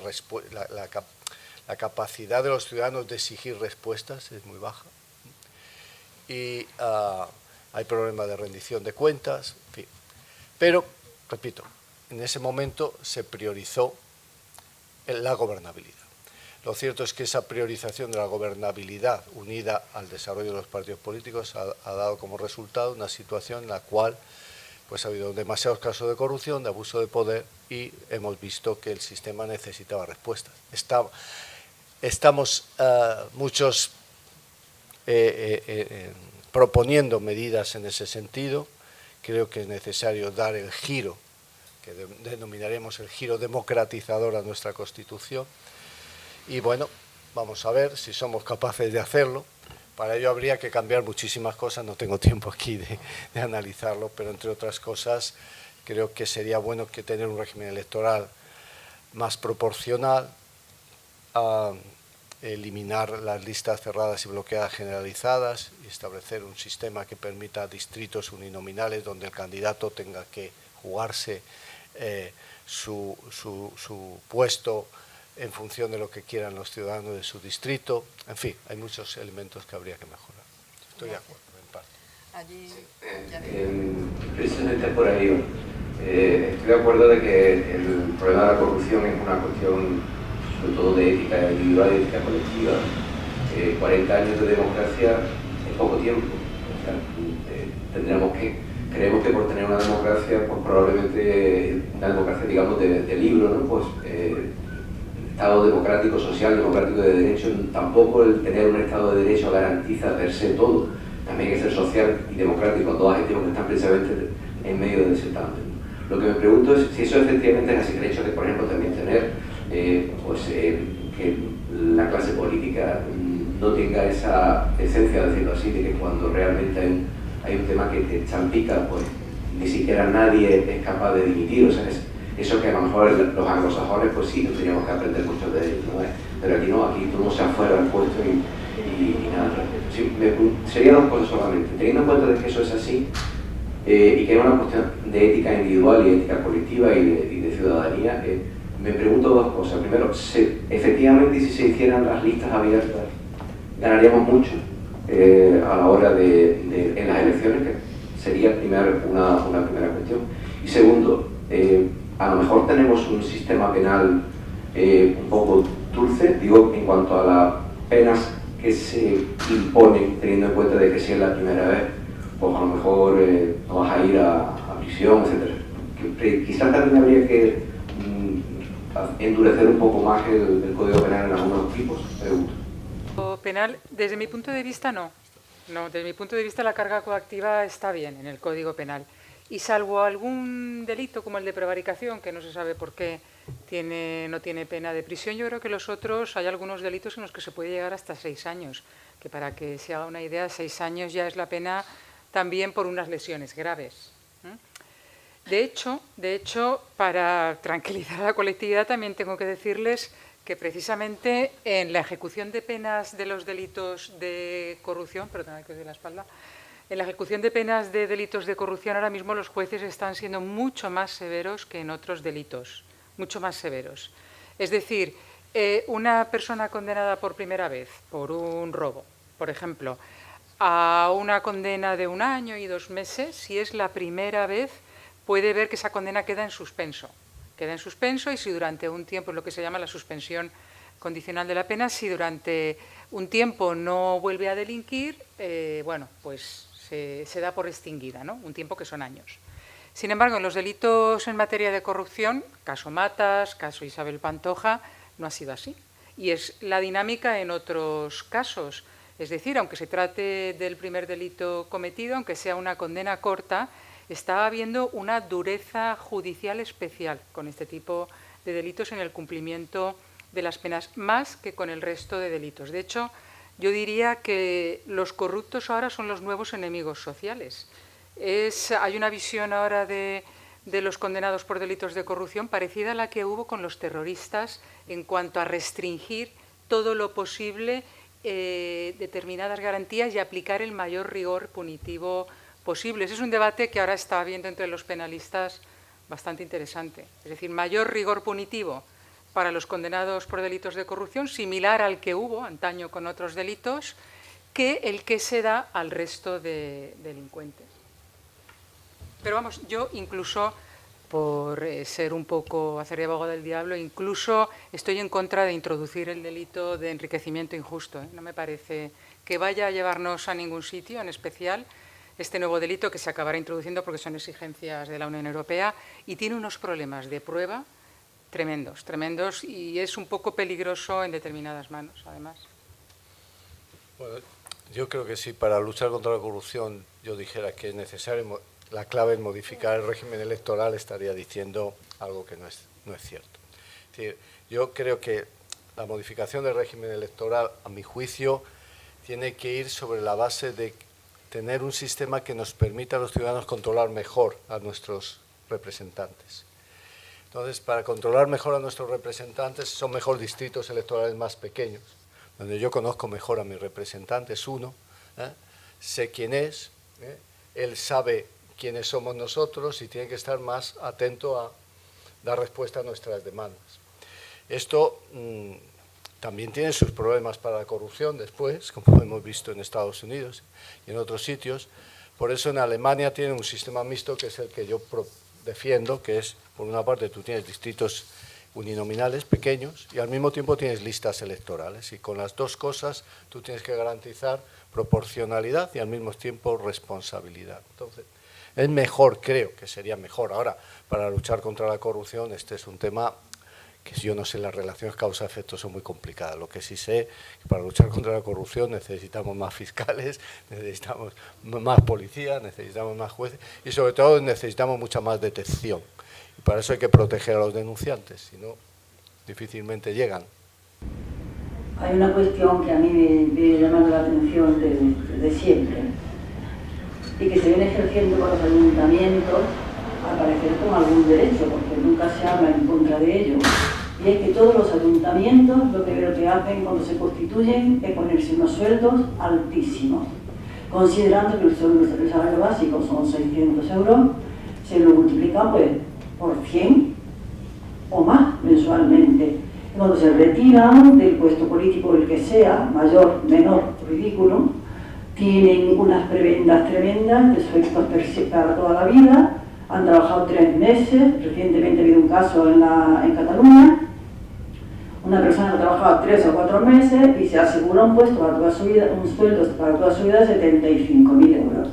Y cosas por el estilo, cuando los españoles tienen un salario de 600 euros mensuales. Me parece tan abusivo que, a mi entender, humilde, está claramente dentro de lo que se llama gestión dolosa, según Ángeles nos ha comentado. Me parece así claramente tan doloso. Y además, no solamente eso, sino que libremente, o a lo mejor estoy equivocada, pero me parece que libremente se rodean de X número de asesores. Cuando toma la vida, la asesoría correspondería tenerla preparada para asistir a todos, a las diputaciones y entidades semejantes. No, y cada ayuntamiento, cada concejal per se rodea su ineptitud de 5 asesores que cobran otra fortuna mensual, cuando sucede con los funcionarios públicos del nivel A, que están cobrando 2.000 euros. Como suerte, ya pongamos. Me parece escandaloso. Mi pregunta es, ¿eso no es un dolo? Clarísimamente. Delito, no. O sea, yo creo que no llega a ser una conducta delictiva en la medida en que lo hacen, en la medida en que la propia ley les está dando cobertura para hacerlo, claro. Ahora, me parece una infracción ética absolutamente insostenible. De todas maneras, son cosas distintas, ¿eh? Es decir, pueden hacerlo porque lo hacen, ¿no? Pero claro, en el momento precisamente que estamos atravesando, o que hay quien dice que ya estamos saliendo, es especialmente bochornoso subirse el salario. Yo estoy totalmente de acuerdo con usted en ese tema.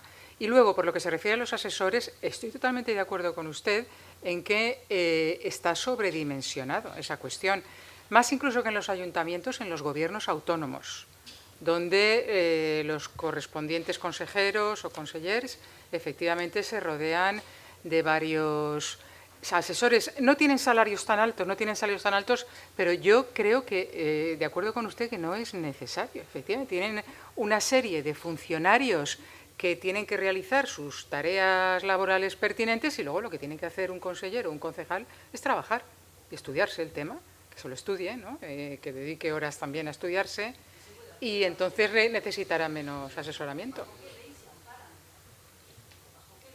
Bueno, no lo conozco muy bien, pero deben de tener una cobertura con los sueldos, deben de tener unas posibilidades mínimas y máximas. Vamos, si se refiere a los ayuntamientos... Y las diputaciones veo que no siguen paradas.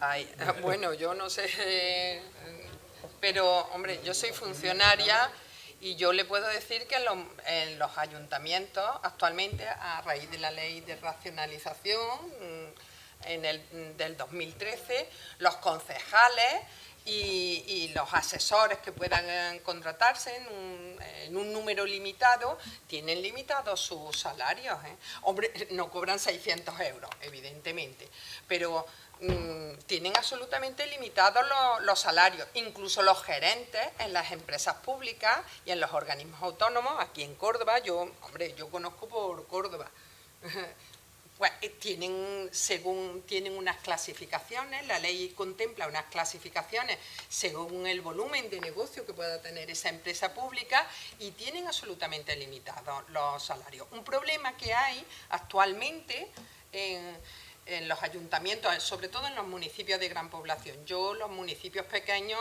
conozco menos esa realidad, pero en los municipios de gran población un problema que hay en estos ayuntamientos es que no se pueden contratar gerentes con los sueldos que se pueden pagar. Aquí yo creo que en Córdoba los gerentes cobran en torno a los 50, 60.000 euros en empresas muy importantes. Entonces tú no puedes contratar un buen ejecutivo con esos salarios. Un buen ejecutivo, una persona que no... Yo le digo, hombre, la realidad es que se abusa mucho menos muchísimo menos de lo que se está extendido en la población, de la sensación esa. Muchísimo menos. Bueno, pero vamos a seguir la... Yo qué sé. Vamos a seguir, yo es un inciso nada más que he hecho porque realmente muchas veces hay un conocimiento muy parcial de esa realidad. Pedro Rodríguez Cantero, que quiere intervenir. Sí, está bien. Yo no sé si podríamos concluir que en la sociedad española hay un pozo de corrupción cultural que hace que a lo largo de nuestra historia de poderes absolutos, poderes dictatoriales o poderes tiranos, han hecho que la corrupción se debe a moral del Estado. No sé si podríamos concluir eso. De todas maneras, la corrupción siempre se pone el foco en el sector público. Y yo diría con Santa Teresa de Jesús, no, con Sor Juana Inés de la Cruz, perdón, que a quien es más de culpar, aunque los dos mal hagan, el que peca por la paga o el que paga por pecar. El sector privado siempre queda ahí escondido. Y los políticos, yo he sido, a lo largo de mi vida y en época de mi vida político, no somos paracaidistas, salimos de la sociedad y llevamos ese pozo cultural que en España hace que se presuma de no pagar hacienda, de no guardar cola y de asistir gratis a los toros. Todos los españoles presumimos de eso, o de alguna de esas cosas, y lo encontramos normal. Y se dice, oiga, es que los funcionarios, cuidado, hay que distinguir el funcionario de las administraciones paralelas, y ahora ha salido. Y mi pregunta es la siguiente. ¿Está la solución en el Código Penal, en más fiscales, en más policías, en más medios? ¿O está la solución en las escuelas, en la docencia, en transmitir valores cívicos y ciudadanos, en hacer que el ciudadano distinga y respete lo público y entienda que lo público es de todos y no de nadie, como ahora parece? Y otra pregunta. ¿En qué medida la corrupción en los ayuntamientos, en las administraciones autonómicas y en la central también no está propiciado por esa administración paralela que nos hemos inventado, arrinconando al funcionario de carrera, al profesional de la administración pública y llenando puestos de decisión de libre designación por los beneficios, compañeros y toda Miguel? Bueno, la solución evidentemente no es una solución exclusivamente de poner más medios. cuando yo he hablado de que efectivamente hay una falta de recursos en materia personal, pero eso ayudaría mucho, sobre todo, a la investigación de los delitos y al avance en ellos. No es lo mismo que un procedimiento judicial se tire 10 años a que se tire 5 años. Simplemente eso ya en la sociedad genera una confianza, el ver que los procedimientos se inician y acaban rápidamente, a un procedimiento que dura 10 años, que a los 10 años no sabes ni cómo ocurrió en aquel momento y que es una justicia lenta, obsoleta, y una justicia rápida siempre será más efectiva con los mecanismos adecuados. Pero yo es lo que he dicho antes, pero no es solamente un problema de medios para su persecución. Yo creo que es un problema cultural, y es un problema educacional, y creo que es un fracaso en general de la sociedad, de la educación, de la familia. Creo que es importante, pues lo que pasa, yo no soy muy entendida en todas estas cosas, pero por ejemplo el sistema educativo sueco, el conocimiento que yo tengo es que el profesor en Suecia es una auténtica institución. Para ser profesor en Suecia, y pongo un ejemplo, me corregís los que tenéis más, para ser profesor en Suecia hay que hacer unas oposiciones tremendas con lo que van los mejores. ¿Por qué? Porque están formando a los niños. Entonces, yo creo que la educación es fundamental. Pero no solamente la educación, también estamos hablando de comportamientos éticos. Lo único que realmente funcionará desde mi punto de vista preventivamente contra la corrupción, porque represivamente ya estamos nosotros con el Código Penal, pero preventivamente es que nosotros realmente nos concienciemos de que los comportamientos éticos son comportamientos absolutamente individuales y que desde pequeñitos, por la sociedad, por el Estado, por todos, sepamos que hay una serie de principios esenciales y fundamentales que sean los que nos limitan a la hora de cometer esas actuaciones, porque sepamos que esas actuaciones van a producir una serie de consecuencias que al final van a acabar perjudicando algo y que nos lo impongamos nosotros como autoobligación, pero autoobligación por nuestras convicciones. Si no conseguimos eso, pues difícilmente podremos acabar con todos estos comportamientos que también tendremos que hacer nosotros todos un ejercicio de análisis de nuestro día a día. Porque lo que no podemos es decir la corrupción en el ámbito de la administración, la corrupción en el ámbito privado. Pero bueno, ¿y nuestras actuaciones personales en el día a día?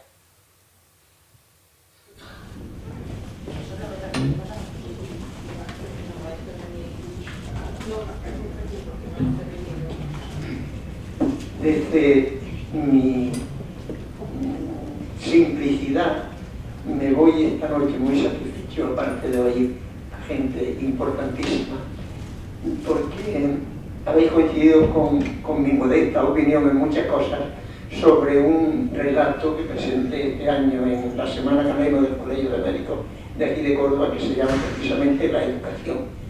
Y a lo largo del año he ido recogiendo todas esas cosas, o muchas de lo que ustedes han dicho.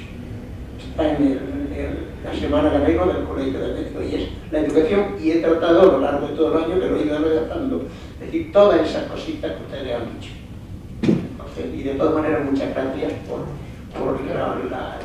la claridad con que han expuesto todas sus... Si se me permite una cosita pequeña, al hilo de esto, de lo que se está hablando de la educación, es que, fíjense, nos preguntaban antes de entrar una periodista qué explicación podíamos dar a que la corrupción fuera el problema que más preocupa a los españoles, ¿no? Entonces yo le decía, me parece irreal. Lo que más tiene que preocupar a los españoles es la educación y la salud, sobre todo la educación que reciben los niños. O sea, hemos distorsionado nuestra propia escala de valores, porque lo que más tendría que preocupar a un ciudadano ahora mismo es, desde mi punto de vista, precisamente lo que estamos hablando, la educación. Una cosita que he dicho en este relato es que le oía al profesor José Antonio Marina decir una cosita sobre la corrupción, y yo la modifiqué un poquito y le he llamado el SIDA, no el SIDA, el SIDA, síndrome de inmunodeficiencia innato, incapaz de formar en tu cuerpo contra la corrupción. Buenas noches, solo un pequeño apunte. Cada vez que sale el tema, salto como un resorte. Pertenezco al mundo de la educación. Estoy jubilada, pero he sido educadora en enseñante, maestra, toda la vida. Tengo que decir que la educación en la escuela, sí, pero en la casa, por favor. Es que yo personalmente tengo la experiencia de estar educando a mi alumno en una cosa determinada y decir, es que mi padre y mi madre, entonces tenemos que luchar contra una cosa y otra. Por eso cuando se le echa toda la responsabilidad a la educación en la escuela, perdonad, pero tengo que salir como eso. Solamente quería decir eso. No, cuando me he referido a educación, me refiero a educación en la escuela, no, pero para que quede claro, educación en la familia y educación en la sociedad. La educación no son los profesores exclusivamente, Claro, es una educación conjunta. También es verdad, señora fiscal, que hay maestros y maestros, y padres y padres. Pues yo tengo mis hijos, mi familia, ya de otra generación, que están formados de otra manera. Yo ya tengo unos años. Sí, pero hay una cuestión muy importante, ¿sabe?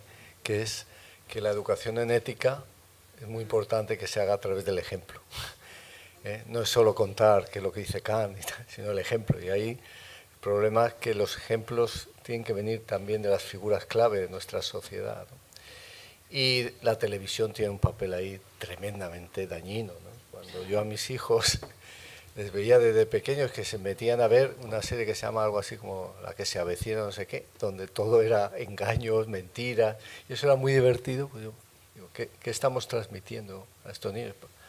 Aparte de lo que el colegio pueda intentar o los padres, el ejemplo es la clave, ¿no? Y eso pues tenemos que mejorarlo. Hay una frase muy bonita que es: la ética no se enseña, se muestra como se muestra la belleza de una obra de arte. De todas maneras, yo creo que cuando hablamos de educación no lo decimos en el sentido, creo que estamos de acuerdo, de volcar la responsabilidad en los educadores. Yo por lo menos cuando hablo de que tiene que ser un objetivo o tiene que ser lo que más nos preocupe, es pensar sobre la educación, invertir en la educación, que esa sea una prioridad. A eso me refería, más que a decir tienen que ser una prioridad, pero presupuestaria y que ocupe el tiempo de los gobernantes, la educación. No, simplemente quería puntualizar yo estoy de acuerdo con que la sociedad diga que ahora mismo el problema número uno es la corrupción. Es que la corrupción nos está matando. Es que se está muriendo la gente de la urgencia. Es que el problema económico que tenemos, por ejemplo, aquí en esta ciudad, se ha creado a raíz de la corrupción de una caja de ahorros que ha arruinado esta ciudad para 3 generaciones. Y nadie lo investigó, ninguna fiscalía, ni ninguna unidad. Yo denuncié y me amenazaron de muerte. Quiero lo que he decidido antes de la denuncia. El primer problema, la corrupción, nos está matando. Día a día. De otra manera, pero... Aunque a la gente le guste más el fútbol, los peores. Bueno, yo creo que ya podemos acabar. Muchísimas gracias a los asistentes y, por supuesto, muchísimas gracias a los ponentes, que como comprobaréis han sido de primera línea.